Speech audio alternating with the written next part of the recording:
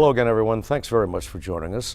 Jay Jennings, born and reared in Little Rock, Arkansas, made his bones, so to speak, literary bones, as a sports journalist. 4 years a reporter for Sports Illustrated magazine, then a term as editor of Tennis magazine. Returned a few years ago, and in 2007 persuaded a legendary football coach at a legendary Arkansas high school to allow him to be a fly on the wall.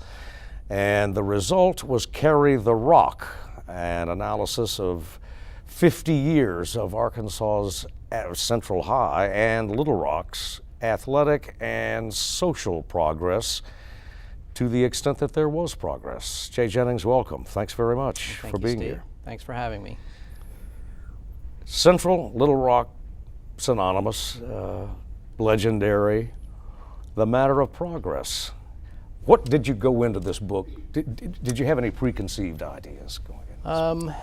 I didn't, and one of the reasons I wanted to return and examine the city was to take the temperature of race relations in the city now, because I'd been born and raised here and had an inchoate sense growing up that the city was divided in some significant way, not just because of the integration crisis, but because of what happened after that.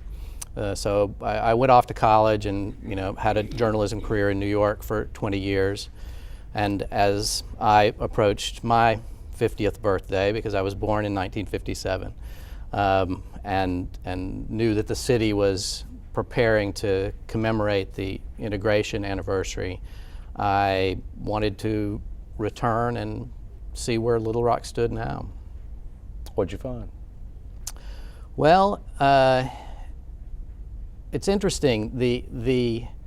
I still found a city somewhat divided, and it must be stated that 2007 was a somewhat tumultuous year, because in the process of re-examining itself about the integration crisis, a lot of the old wounds were reopened.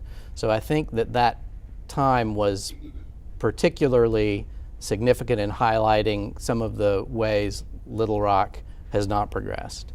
At the same time, I think that discussion of the crisis itself and sort of rehashing that was a healthy thing for the city in examining the past and deciding what we need to do to heal some of those wounds. So I can't come down on one side or the other, but what I hope the book did was to provide, to shine a light on some of the ways that we are still divided, and but I hope it's also an affectionate portrait of the place where I grew up, because I think there are a lot of good people here, and there are a lot of people who love the community and are devoted to the community, and want to see us come together.